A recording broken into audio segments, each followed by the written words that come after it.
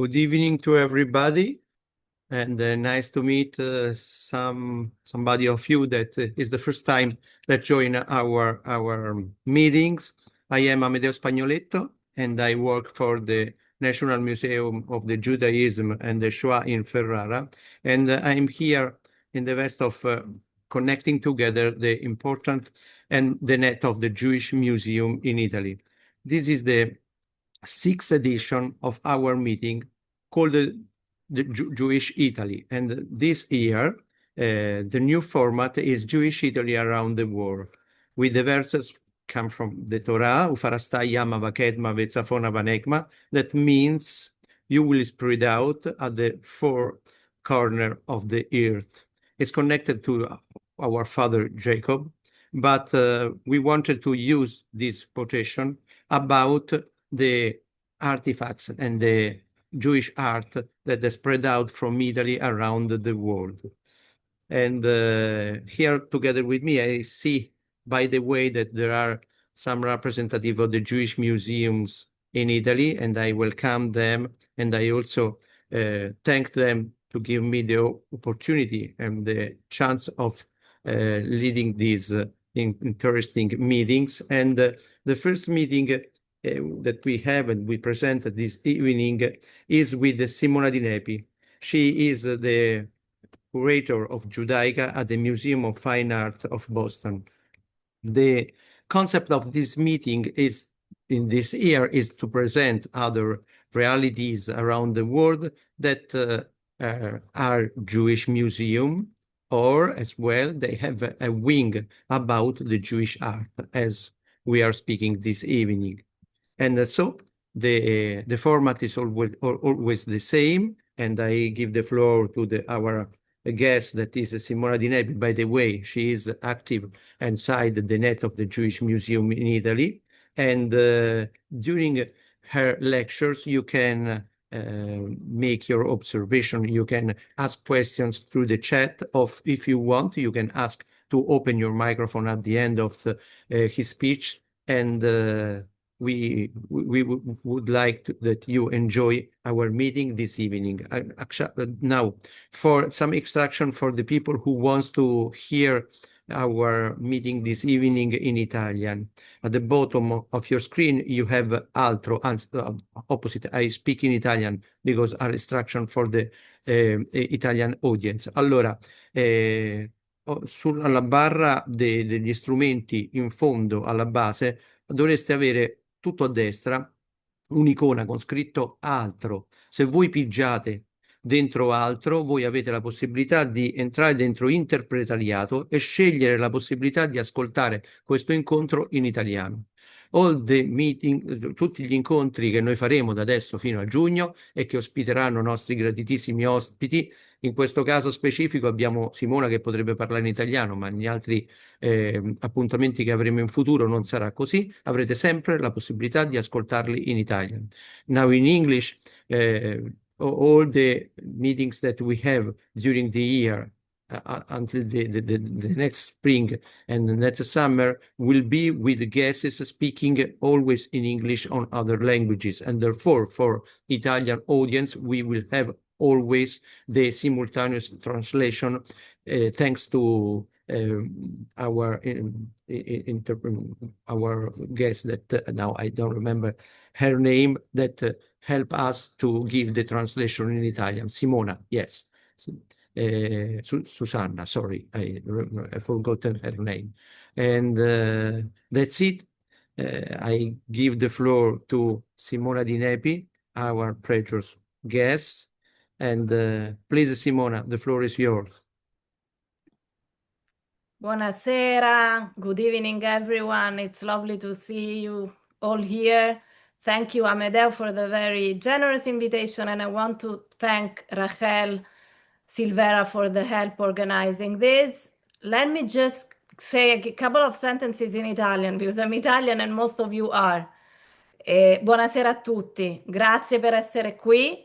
Mi fa molto piacere poter raccontare un po' di quello che facciamo a Boston e della medaglia. e se ci sono problemi con la traduzione, fateci sapere e vedremo di risolverli, ok? Okay, so I'll switch back to English, right? And I'm going to share I'm going to share, there it is. Can you all see it? Okay. So this evening, I am going to share with you the story of this Italian Renaissance Jewish medal that we acquired about 4 years ago. But before then, I wanted to tell you a little bit, let's see what time it is, to tell you a little bit about the Museum of Fine Arts in Boston, which is the fourth or fifth largest art museum in the country, in the United States. As you can see, it's a massive building. It was actually founded in 1870. This is where it was in its previous life, in the very central Copley Square.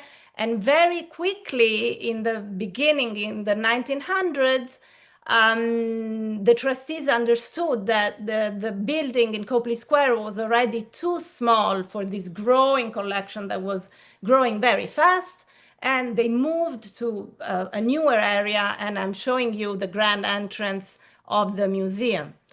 And the museum is known across the world for very, very strong collections, especially in Greek and Roman, in Egyptian, in Japanese, in French Impressionist paintings, because these areas were areas of interest in the very early phases of the history of the museum that the curators, the donors, the trustees invested in.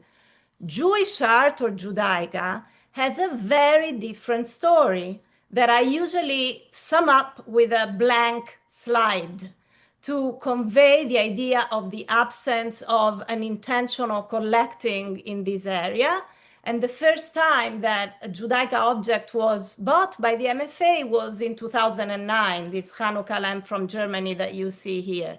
Then in 2013, we got a gift of 120 objects that you see, quite eclectic, paintings, sculpture, ceramics, metalwork. I came in 8 years ago, and when I came to the US from Tel Aviv, my job was really to build and display and grow the collection of Judaica.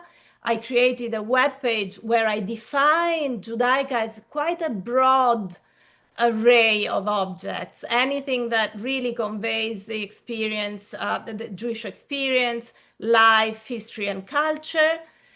We made, since I joined, about 60 new acquisitions. You're seeing a mixture that gives you a sense of the diversity, from Iranian marriage contracts to illustrated Book of Esthers, to contemporary American Judaica.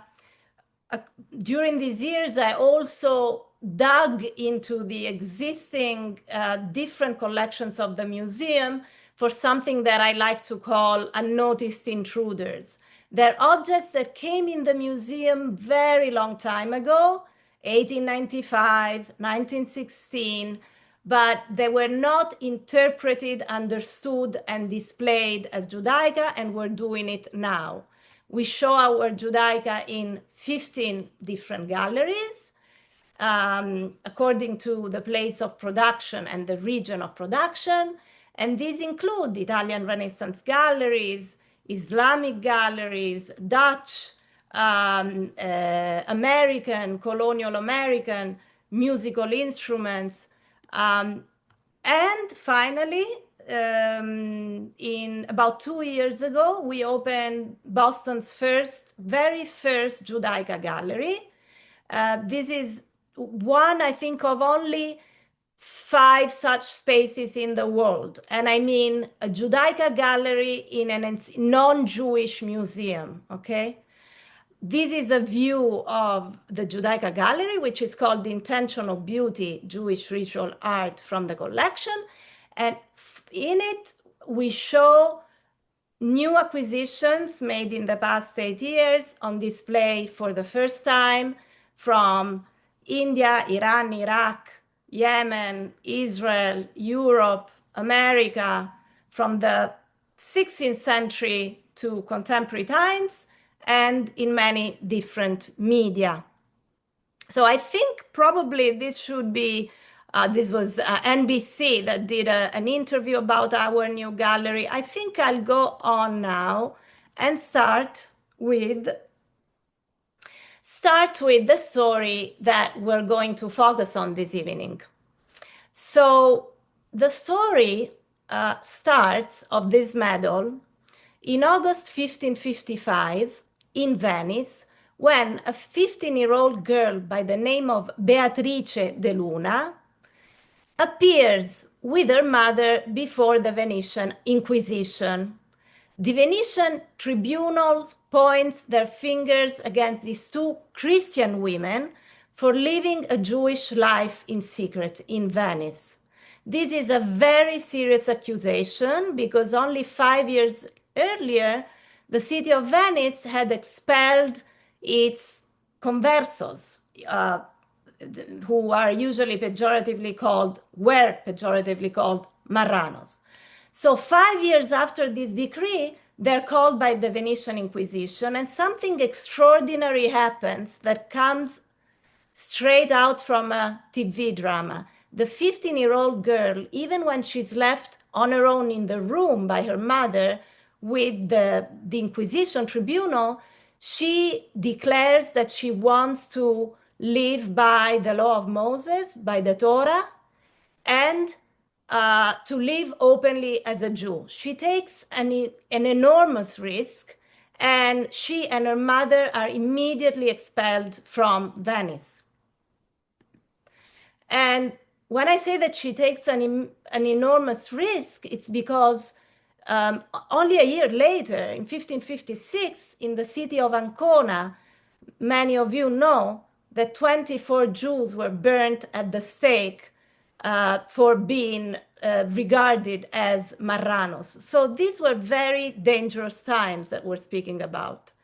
And so they're expelled immediately. Beatrice and her mother Brianda, they're expelled to Venice.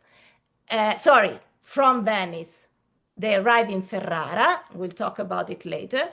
And this medal was made 3 years later when she's 18 years old. And we acquired it about 3 years ago. We're already showing it in our museum, and I will show you that we've already shown it in our Renaissance gallery. I'm showing here with the cursor, if you can see it, where we show it in the Renaissance galleries in the portrait section. And my colleague Marietta Cambareri also showed it. It's important to say her name. Sometimes names are important because she did this wonderful Strong Women in Renaissance Italy, and she included this medal. Now, a little bit about this medal. The medal was made by Pastorino Pastorini, who was one of the best known and most prolific Italian medalists in 16th century Italy.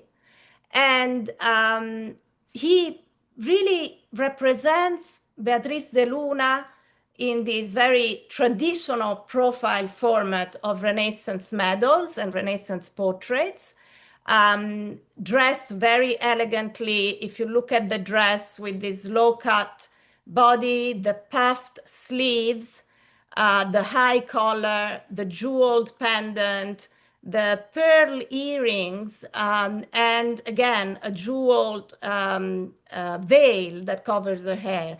You would imagine white pearls throughout because the whiteness of pearls represents purity and virginity and was very popular then.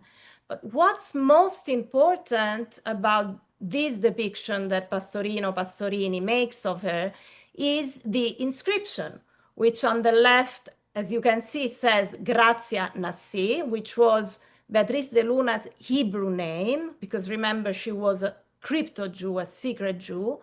And in Latin numerals on the right, 18, her age. And when you see these notes here, these are just things that I wrote for myself to remind myself what I want to say, okay? You don't need to pay attention to them. So really, what is the story of this girl, of this teenager? Why was a medal made of her? And how does this medal work as an historical document of the place, the self-image, and the identity of Italian Jews, in particular Sephardic Jews, in Italy in the 1500s? So,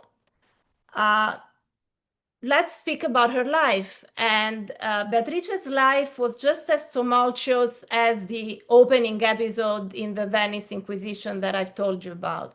She was born and baptized in Antwerp in 1540, and she came from one of the most influential, if not the most influential, wealthy, and prominent Jewish family in Europe in the 1500s.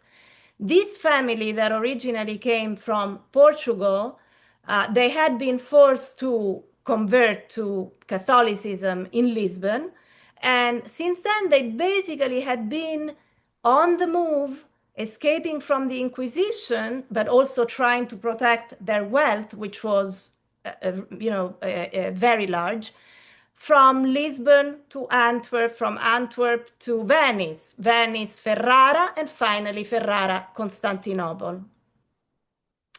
And sorry, I'm trying to, okay. Now, Beatrice de Luna, this girl, is born and baptized in Antwerp with this name of Beatrice de Luna. Her name actually came from her aunt, her mother's sister, who I'm sure most of you will know because she's maybe the most famous Jewish woman in Jewish early modern history. Beatrice de Luna, her Hebrew name was Gracia Nasi.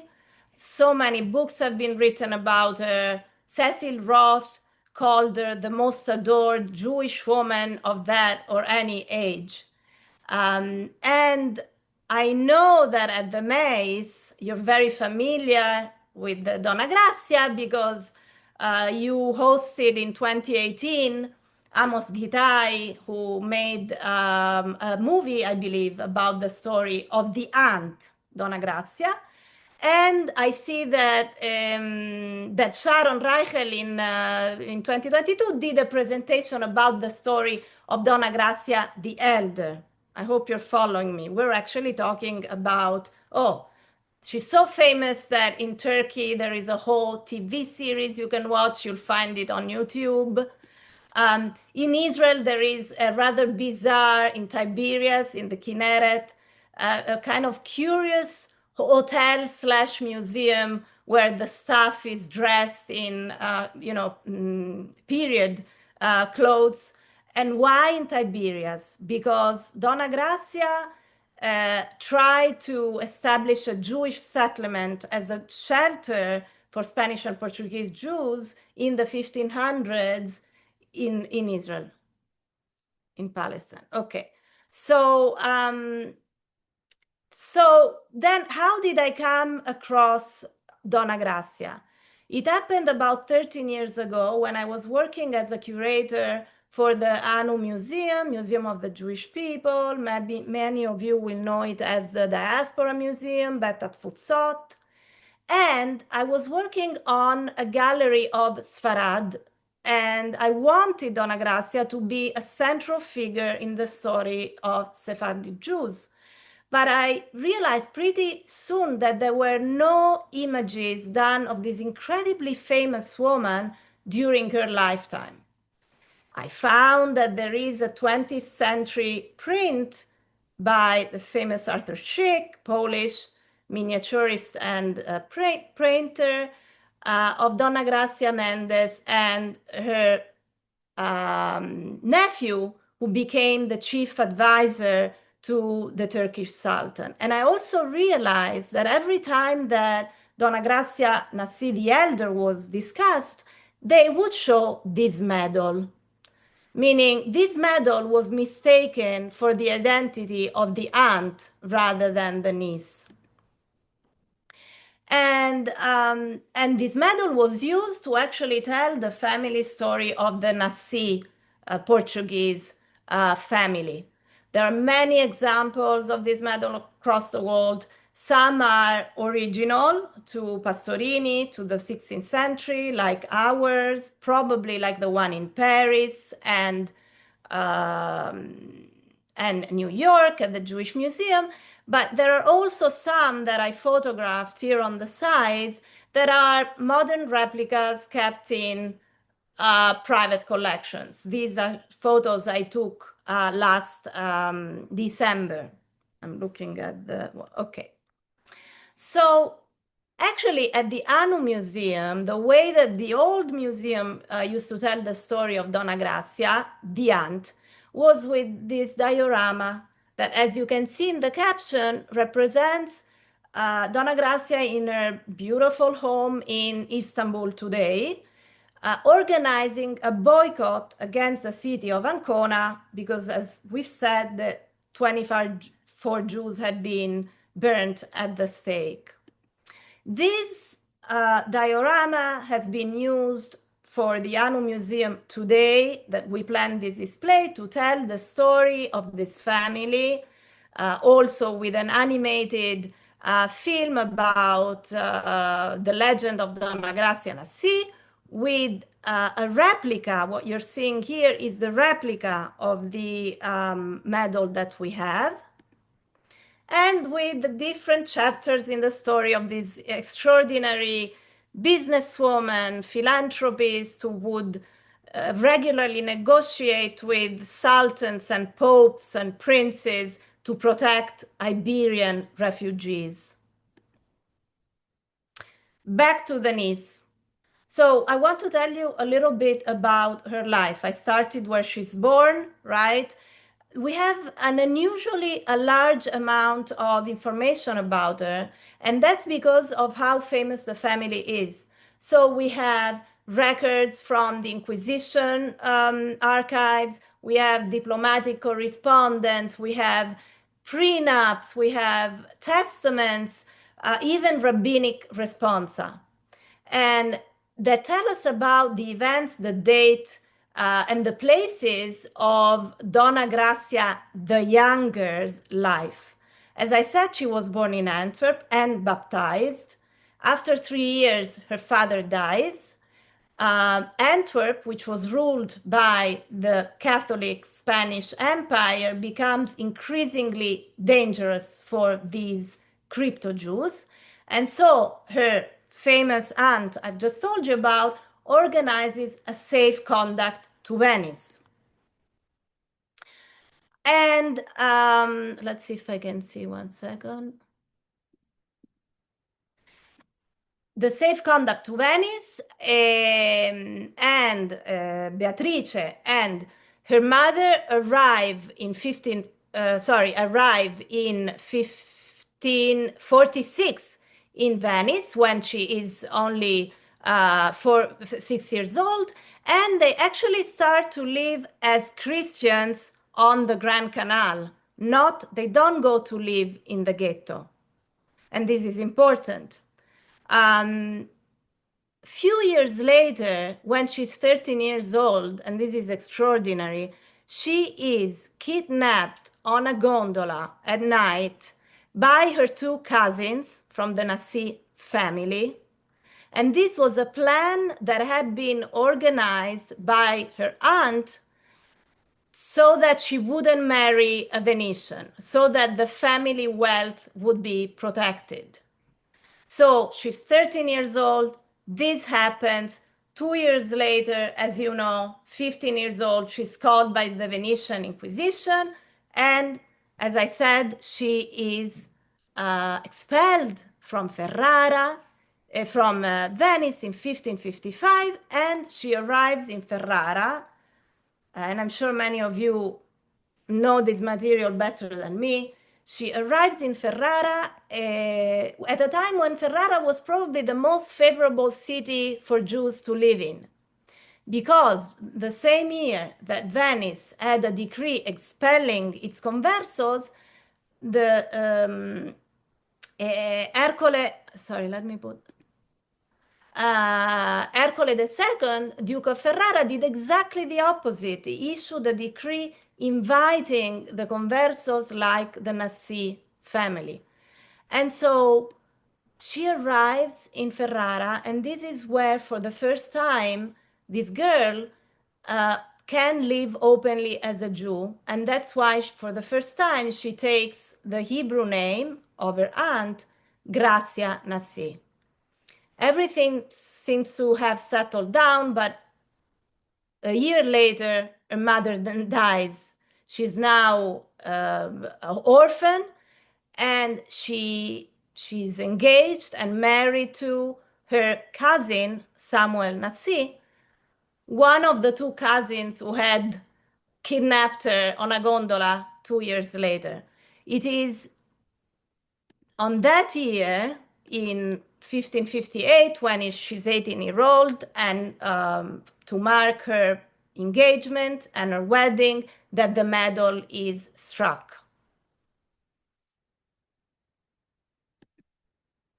And we've done an audio tour at the museum that includes Donna Grazia Nasi here. And in the text that I wrote for the audio tour and that I actually recited, I say something that to me it's very important to keep in mind. Renaissance medals, when it came to men, were really about the man's power, his character, his actions, whereas when it came to women or young women, we have to remember that it was always or almost always about a wedding, an engagement. And for her defiance and her pride and the courage that she demonstrated before the Venetian Inquisition, that's what she should have got a medal for. Instead, it was struck as per tradition because of her engagement and her wedding. And now we have another 15 minutes, is that correct? I can't see. Yes, you have another 10 minutes, let's say. Okay, thank you. So I'm showing you these slides to show that this medal, this Jewish medal, is very much part, it belongs to the tradition of Renaissance Italian medals that emerged and developed in the 1400s. Pisanello was the pioneer. And as you can see, like the others, the non-Jewish medals, it shows the traditional profile view because he was more flattering, very elegantly dressed. There was always an inscription surrounding the figure. You can see from another medal by Pastorino Pastorini from the same years that even the dress was practically identical, the dress that I've described to you. And why do I say this? Because this Jew, this converso Jew, this girl, is being represented, as we know, dressed exactly like non-Jewish women. And that's something that Rabbi Leone da Modena tells us explicitly in Storia dei Riti Ebraici. He says Jewish women dress according to the countries in which they find themselves. And that's why you see her this way. And if you think about the context of portraits making in those years in Italy, where, for example, Bronzino was painting the 11-year-old daughter of Cosimo de' Medici, you see that, for example, in painting, it was shifting towards frontal depiction. So many exhibitions and books have been written about how common portraits became in the 16th century amongst Gentiles. And yet, amongst non-Jews, it was exceedingly rare to have a portrait, whether it was on a medal or it was on a painting. And I know that many of you know the slide that I'm showing you because it's one of the very, very rare cases of portraits, Renaissance portraits that we have of Jews. And it is a sad story that I will sum up very quickly. But this story was also told by Salvatore Settis in the book for the MEIS exhibition, the excellent MEIS exhibition of Rinascimento Speaks Hebrew, Parla Ebraico. So basically, the reason why we have four Jews on the bottom of this enthroned Madonna with child, and we have Daniele Norsa, the older, with his wife and his son Isacco, is that Daniele Norsa in Mantua had purchased a house, and there was a painted Madonna and child on the outside of the house. And he had requested from the bishop the authorization to have it removed. The bishop had approved it, he had said yes, but there had been a revolt basically by the mass, by people, regular people in Mantova. And so he had to ask again, this time to the Duke that you see here, to Francesco da Gonzaga. And what Francesco da Gonzaga said is not only now you have to make up for what you have done, which is to erase an image of the Madonna on your house, you have to pay for two altar pieces of the Madonna. One where you can see here, there is Daniele and Isacco represented with the yellow badge that Jews had to wear. And you also have to pay for another one by Andrea Mantegna that is now in the Louvre. So this is just to say that portraits for Jews painted or on medals were very rare. And I invite anyone who's listening, who knows about more Renaissance medals of Jews to let me know. The two that I traced are one of, this is front and back, of Elia Enrica de Lattes, made in the 1550s, and Elia Ebreo and Rica Genetrice. They were in Rome from a family that had come from Provence, important family, but I'm showing you this because here the image of the woman is only as mother and on the back of her son. It's not like Gracia Nassi's medal, all about her.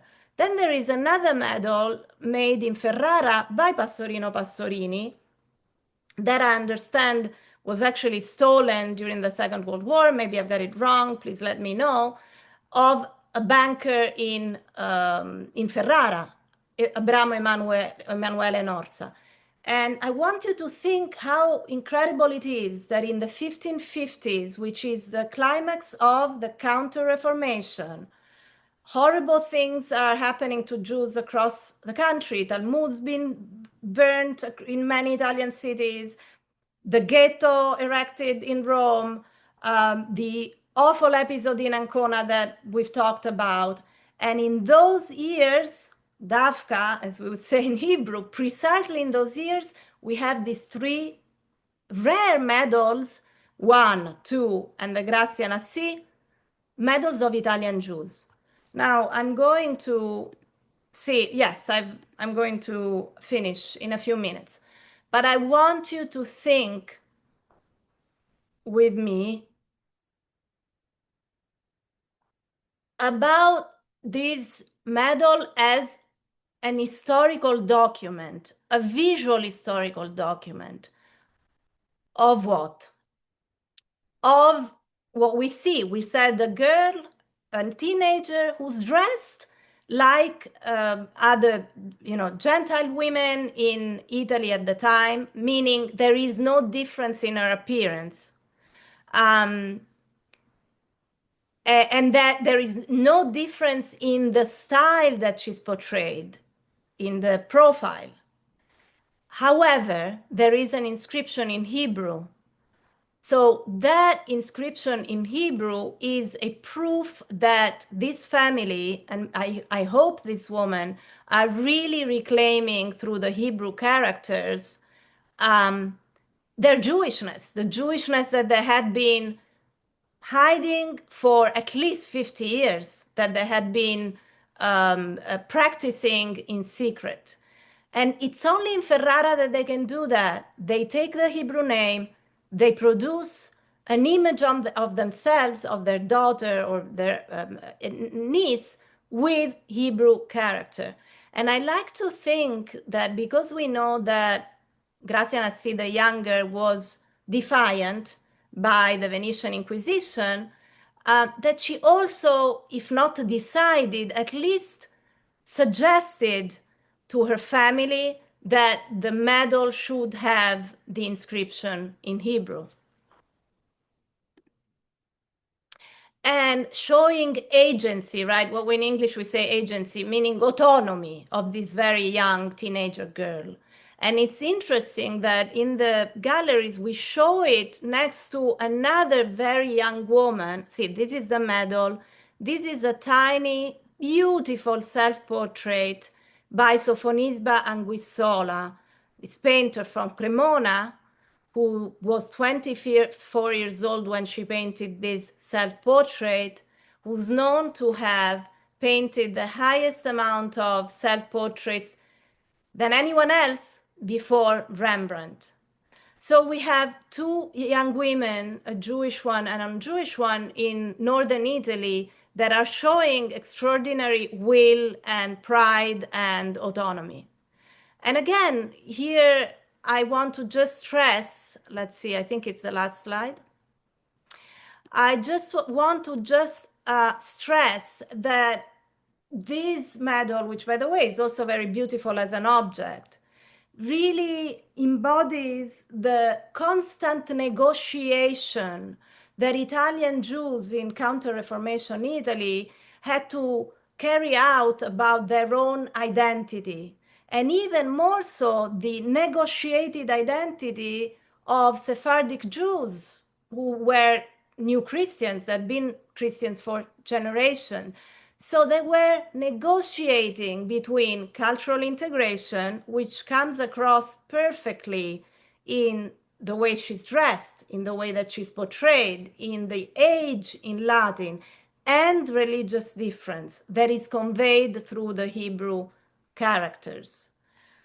I think we can finish here, but I just need to tell you what happened with our girl, with Beatrice/Grazia de Luna. We've left her actually in Ferrara, 1558. She gets married, she's an orphan, and the medal is struck. In the same year, her aunt organizes for her and her husband to actually reach her in Constantinople, where she was. But what happened? 10 years later, her husband dies. She's a young widow, and she actually, at 28 years old, decides to return to Ferrara and to die in Ferrara when she was 52. And this is meaningful because if you think about it, she had only spent 3 years of her life in Ferrara. So I want to think that she comes back to Ferrara because that's the city that allowed her to be herself and to be openly Jewish. And so this is the story that I wanted to tell you. But I think I've run out of time. So oh, that's fine. That's fine. It's so interesting that you could take all the time that you need. Thank you so much. Really, Simona, was so interesting, your presentation this evening.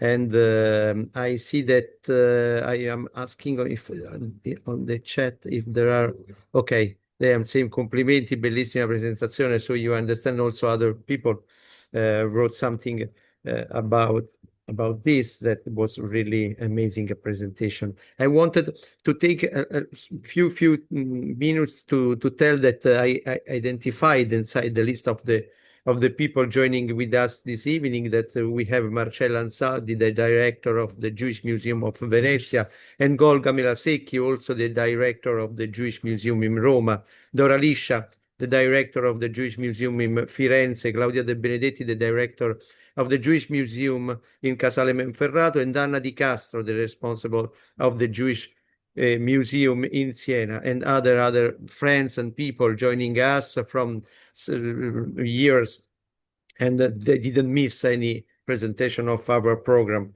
If everybody says grazie, grazie, complimenti, but I don't see questions, and so as far okay, there is one question you can read by yourself, Simona. As far as I understand, original are in public collection, while the copies are one private collection. Is that correct? You can answer. As far as I understand, the original public collection, my copies are the ones in private collection. Is that correct? Well, yes, but also the one that we have that we only acquired about 4 years ago came from a private collection. We bought it at auction from a private collection. So that's not always the case, but yes, at the moment, the ones that we believe to be authentic are the British Museum, the Jewish Museum on loan to the Musée de Cluny in Paris, and the Jewish Museum in Now New York. in Paris, Museum of In Cluny, Paris, but it's yes, played. Yes, and it's played in Paris. yes, and us. And then there are many replicas that are used, including the one at the Anu Museum that they have there. That is on loan, and that is a replica, and it's shown as a replica. Okay, thank you for your answer. And remain me just to remind you the next meeting, the next presentation gonna be on December 11, and we will have Rachel Sarfati, the chief curator of the Israel Museum, speaking us about holy places maps, and in connection with the models and gusto of Italian art.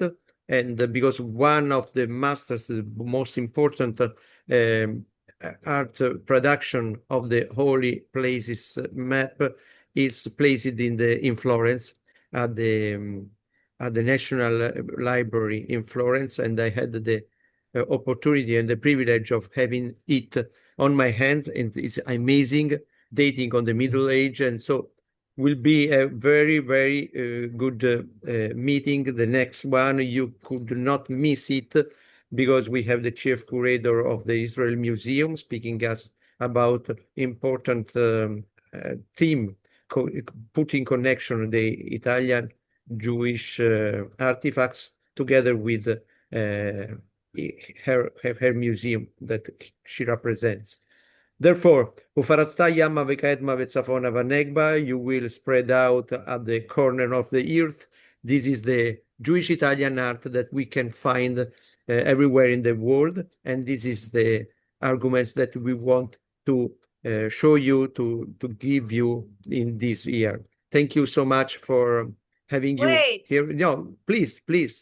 I mean, maybe you want to ask some questions. I rushed in the last few slides like a crazy person, and I'm afraid that our translator was probably because we had to leave time, 10 minutes, 15 minutes to questions. Do you want to ask questions or have a conversation so that we say goodbye properly, or no? It means you have the floor, so make whatever you want. You are the boss here. This evening, you are the boss. This evening, only this evening on the boat. No, I won't go back to the slides. I skipped many slides because I wanted to have time for questions. But if there are no questions, then that's the problem fine. is just one. We finished the time that we have, and usually at 7:30 here in Italy, not for you that are here in the morning, but here in Italy, we are using to go to eat our dinner, and therefore okay, buona cena. Grazie, thank you so much, and Ciao a tutti, bye arrivederci. everybody, bye.